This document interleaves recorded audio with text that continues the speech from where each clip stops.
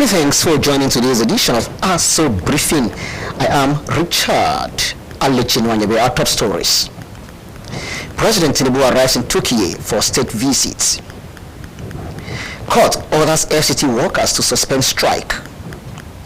And on business, FG begins the plotting of coordinates of disputed newly drilled oil and gas wells in line with constitution obligation. You are watching Aso Briefing. Don't forget that you can watch us live on DSTV channel 392, StarTimes TV channel 127, and on Free TV we are on channel 507. On the UHF band you can find us on channel 38. Now we go ahead with details of all our stories. President Bola Tinubu has arrived in Ankara, the capital of the Republic of Turkey, on a state visit aimed at strengthening bilateral relations between both countries. The president had earlier departed Abuja at about 2:05 p.m. on Monday from the Nnamdi Azikiwe International Airport. According to a statement issued by the special advisor to the president on information and strategy, Bayo Ononuga, his aircraft touched down at the Ankara Esomboga Airport at 9:03 p.m. local time, and he was received by the Turkish government delegation led by the Minister of National Education, Yusuf Tekin. Also present to welcome him was the charge d'affaires at the Nigerian Embassy in Turkey, Ambassador Zayed Abdulsalam, alongside other embassy officials. The presidency revealed that Tinubu's visit is focused on consolidating the existing cordial relations between Nigeria and Turkey and exploring additional areas of cooperation to advance a mutually beneficial partnership. During the visit, President Tinubu is expected to hold discussions with his Turkish counterpart, President Recep Erdogan. The program will also include the signing of several memoranda of understanding between both countries alongside other official engagements. President Bola Tinubu has called on Nigerians to embrace unity, religious tolerance, and peaceful coexistence as critical pillars for national security and development. The president made this call at the 4th International Conference of the Center for Islamic Civilization and Interfaith Dialogue at Bayero University, Kano. President Tinubu was represented at the event by the Minister of Information and National Orientation, Muhammad Idris. President Tinubu commended the Center for Islamic Civilization and Interfaith Dialogue and the Sultan Bello Mosque, Kaduna, for sustaining dialogue that promotes peace and national cohesion. He described the conference's focus on the legacy of the late Sheikh Mahmoud Abubakar Gumi as timely and instructive, noting that the renowned Islamic scholar played a significant role in promoting national unity during critical moments in Nigeria's history. The president described Sheikh Gumi as a distinguished scholar, reformer, and social figure, national figure, whose influence extended beyond religious circles. Addressing current national challenges, the president urged Nigerians to reject narratives that portray the country as intolerant of religious freedom. He said, "We must strengthen resolve for a more united country." Mr. President Tinubu also highlighted Nigeria's security cooperation with the United States, stressing that it is focused on counter-terrorism and civilian protection while respecting Nigeria's sovereignty. He concluded by urging Nigerians to uphold shared values and peaceful coexistence, describing unity as the foundation for lasting peace. Former members of the National Assembly under the umbrella's National Forum of Former Legislators have passed a vote of confidence in the President Tinubu's administration and endorsed him as their sole candidate for the 2027 general elections. These and other resolutions are contained in the communique issued at the end of the Forum's 2026 National Summit on the theme National Unity and Nation Building Beyond 2031, held last weekend in Abuja. Our National Assembly correspondent, Rosemary Okokotega, was there and brings us the details. The forum also in the released communique advocated that rotational presidency between the northern and southern parts of the country be embedded in the constitution to sustain national unity beyond 2031. This approach, according to the forum, would eliminate doubt, build enduring trust between the North and the South, and provide clarity for future generations. Convener of the summit, former Speaker of the House of Representatives, who is now Chief of Staff to President Tinubu, Mr. Femi Gbajabiamila, highlighted the feats Nigeria already attained under the current leadership and maintained there is need for continuity. Other former speakers, Patricia Ete and Mr. Yakubu Dogara, also spoke separately in alignment. President Tinubu's government has advanced numerous initiatives built on the foundation of national unity through programs that span the entire country, economic reforms that include all Nigerians, and coordinated security efforts. The administration works to strengthen bonds among citizens regardless of region. This approach reflects the renewed hope agenda's core emphasis on unity, shared responsibility, and progress that benefits everyone. And when we held this same summit in Abeokuta, I don't think I need to hide my feelings because we believe in continuity. And I didn't hide it, I said it, and I pleaded that they should give us opportunity to finish our term. And I assure them that when is the turn of the Northerners, we do not need to start arguing with them. We will support them wholeheartedly.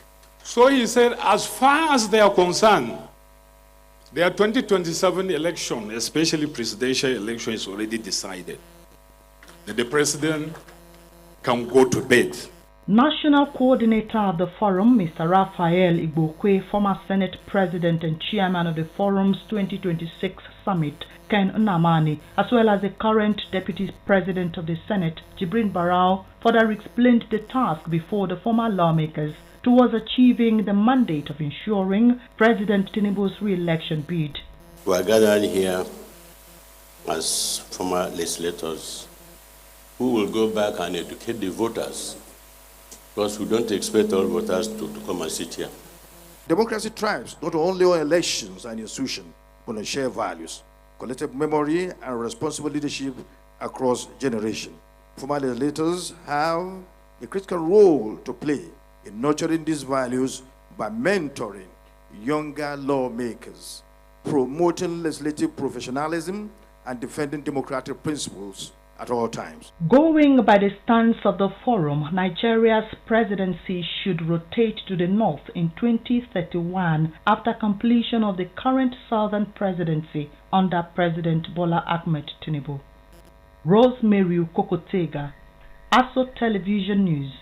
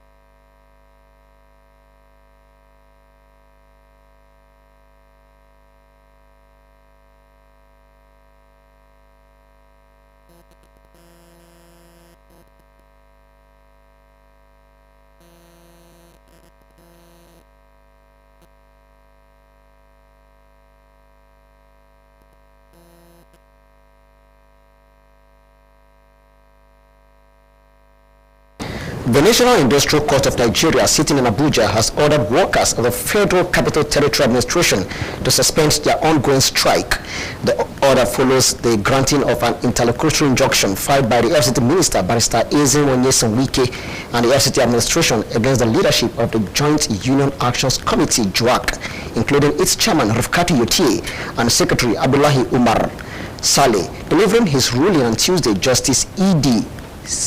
Subilim noted that while the dispute qualifies as a trade dispute, the right of workers to embark on industrial action is not absolute once a matter has been referred to the National Industrial Court. He added that any ongoing strike must immediately cease pending the determination of the case. Justice Sibilim further directed that the interlocutory injunction remain in force until the substantive suit is resolved. The court adjourned the matter to March 23, 2026 for the hearing of the main case. This injunction brings a temporary halt to industrial action as both sides prepare for the next stage of legal proceedings. The Gwagwalada chairman of the People's Democratic Party, the PDP, Honorable Abdullahi Yunusa, has continued his inspection tour of the ongoing permanent voters distribution exercise being conducted by the Independent National Electoral Commission (INEC) in Gwagwalada Area Council of the FCT. The inspection took place in the Dobi zone, which comprises Paiko, Ibwa, and Dobi wards. The visit was aimed at assessing the level of compliance, efficiency, and transparency of the exercise, as well as encouraging eligible voters to collect their PVCs and actively participate in the democratic process. During the tour, Honorable Abdullahi Yunusa interacted with INEC officials, party stakeholders, and community members at various PVC collection centers. He commended the orderly conduct of the exercise in most wards, but also drew attention to minor challenges observed in some locations. He urged INEC officials to promptly address these issues to ensure that no eligible voter is disenfranchised. The PDP chairman called on party members and the general public to intensify mobilization of residents, particularly youth and first-time voters, to take advantage of the ongoing exercise and secure their voting rights ahead of the forthcoming FCT Area Council elections. Honorable Abdullah Yunusa reaffirmed PDP's commitment to deepening democracy at grassroots levels in Gwagwalada Area Council. According to him, the inspection tour underscores the party's resolve to promote credible elections, strengthen public confidence in the electoral process, and position the PDP for effective participation and victory in the upcoming polls. The National Housing Data Technical Committee, inaugurated by the Federal Ministry of Housing and Urban Development, has released new housing sector data indicating that Nigeria's housing deficit for 2025 stood at 14.925 million housing units. The data was presented by Dinwo, chairman of the National Housing Data Technical Committee and director at Nigeria Mortgage Refinance Company, during a technical session at the 14th National Council on Lands, Housing and Urban Development, which held in Ilorin from 19th to 23rd of January 2026. According to the presentation, recent analysis conducted under the National Housing Data Program offers more scientific estimates compared to unverified figures touted over the last few years. The data, which focused on the number of persons per room as a standard for determining deficits, highlights persistent supply gaps driven by rapid population growth, urbanization pressures, limited access to long-term housing finance, land and title constraints, and inadequate housing supply across several regions. Housing Minister, Architect Ahmed Musa Dangiwa, commended the committee for finally putting the issue of Nigeria's housing data to rest, noting that one of the biggest gaps in the housing sector has been the absence of reliable, centralized, and actionable housing data. Speaking further, he said, without data, planning becomes guesswork, investment becomes speculative, and tracking progress becomes difficult. Earlier in his presentation, Dr. Latiwo explained that the deficit estimates were derived from multiple validated data sources, including national household surveys, population and housing census data, and housing adequacy indices developed under international best practice frameworks. The Federal Airports Authority of Nigeria, FAN, has successfully attained 2 internationally recognized certifications, ISO 9001-2015 Quality Management System and ISO 14001-2015 Environmental Management Systems. The certifications were awarded by NSECB Canada following a comprehensive and independent audit of FAN's systems and operations. FAN's Director of Public Affairs and Consumer Protection, Henry Agbebebirai, who confirmed these in a statement, said this achievement confirms that FAN's operational processes meet global standards for quality management, environmental responsibility, and continual improvements. He said it underscores the authority's commitment to delivering efficient, safe, and customer-focused airport services while promoting sustainable environmental practices across all FAN-managed airports. The statement noted that the attainment of these certifications further strengthens FAN's institutional credibility and positions Nigeria's airports to compete more effectively on the global aviation stage. FAN also appreciated the continued support of its stakeholders and commends the dedication and professionalism of its workforce in achieving these important milestones. The authority assured that it remains committed to upholding international best practices and continuously improving service delivery across the Nigerian aviation sector. Now, when Aso Briefing returns, we have more for you. Don't go away. We'll be right back. We were warned about this marriage. Because we did not listen, the young maiden is dead. Nana, come here. Hi. Why do you speak so freely with a stranger from Ajani? We were just talking about offering Ojigijag a seat on the council. The gods be praised. He has 2 wives. So why are you making it look like it is a big deal?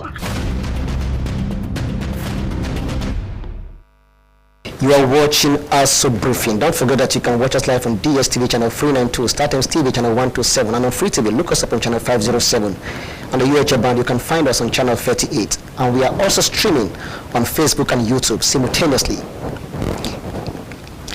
Nigeria's First Lady, Senator Oluremi Tinubu, has donated 2 state-of-the-art mobile clinics to the National Youth Service Corps, NYSC, to help strengthen its rural health program. The mobile clinics donated under the Renewed Hope Initiative Health Support Program were formally presented at a ceremony which took place at the headquarters of the Nigerian Customs Service in Maitama, Abuja. The Taraba State government also received 1 mobile clinic at the event. Speaking on the occasion, Senator Tinubu commended successive badges of corps members for being drivers of the NYSC health interventions, noting that the donations of the mobile clinics would support the numerous medical outreaches of the scheme, especially under its health initiative for rural dwellers. The First Lady added that her visit to Taraba State last year necessitated the donation of 1 mobile clinic to the state government in order to complement its effort on health care delivery. The Director General of the NYSC, Brigadier General Olakule Nafiu, described the First Lady's gesture as a timely and strategic intervention that will significantly expand the HIRD. General Nafiu said the Renewed Hope Initiative's philosophy, anchored on the belief that health is not a privilege but a right, aligns perfectly with the NYSC's mandate and ongoing efforts to deliver free health care services to underserved communities. He disclosed that in 2025 alone, over 6,300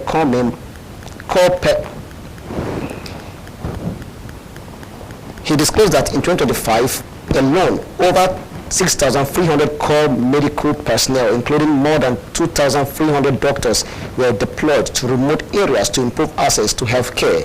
Also speaking, the Taraba State Governor, Kefas Agbu, thanked Senator Oluremi Tinubu for the donation and assured that the state government remained committed to advancing the welfare of residents of the states. The FCT police commanders foiled an armed robbery attempt at Kado area of the FCT and arrested 1 of the suspects, according to a statement issued by the command spokesperson SP Josephine Ade.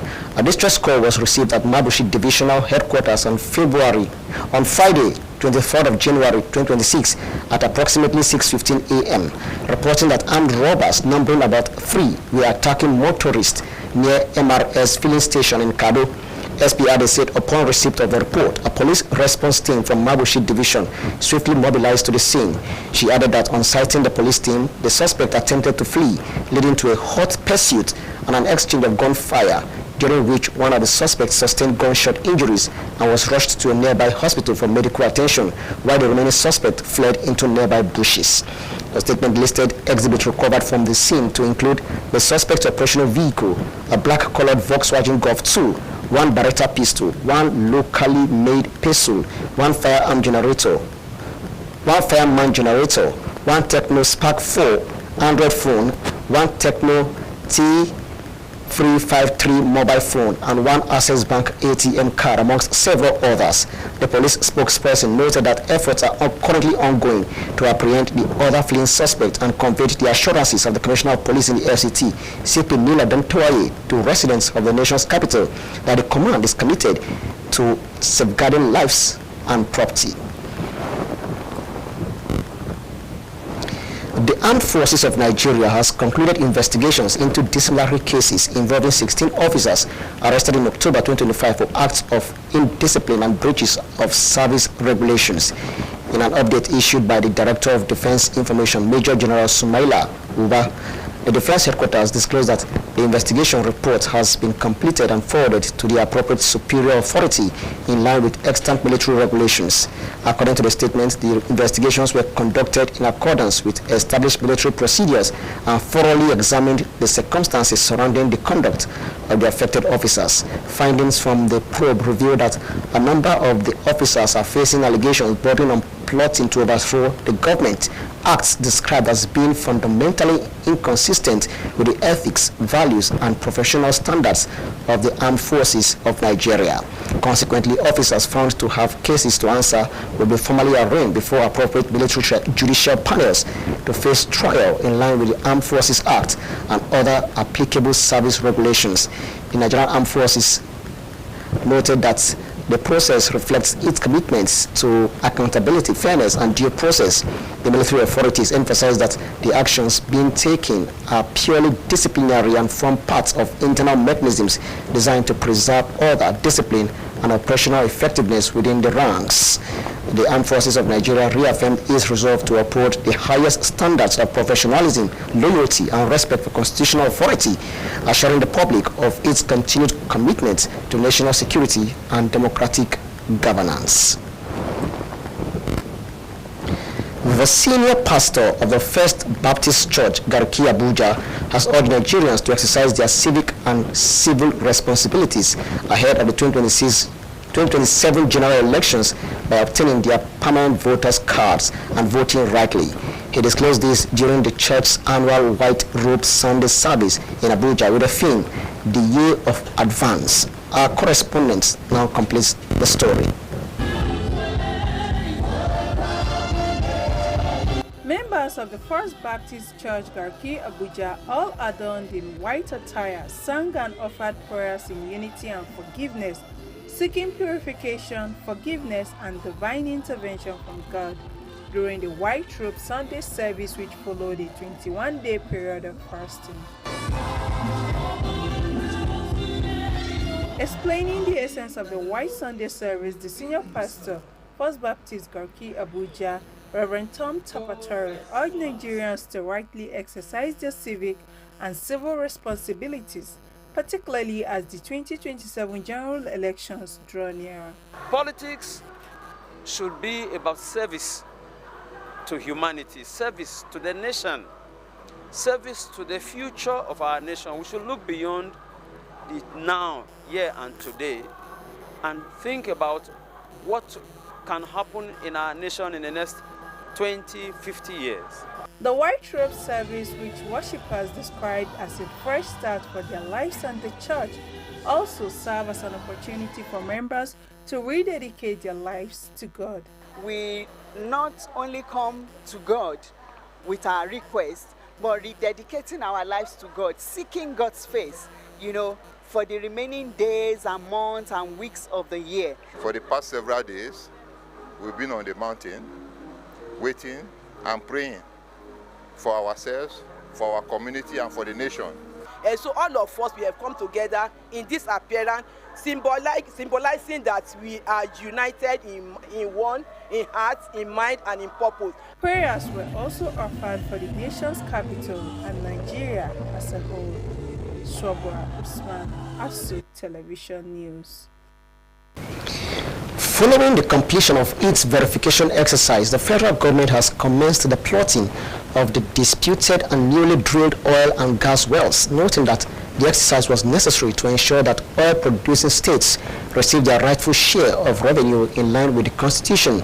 A statement signed by the head of Information and Public Relations Units to the Commission, Mariam Umar Yusuf, indicates that the Chairman, Revenue Mobilization, Allocation and Fiscal Commission, Dr. Muhammad Bello Shehu, disclosed this in Abuja while addressing members of the press during the flagging off ceremony, while expressing confidence that the outcome of the exercise would significantly reduce disputes and strengthen trust in the derivation process. Dr. Shehu assured stakeholders that the Commission would remain impartial throughout the process.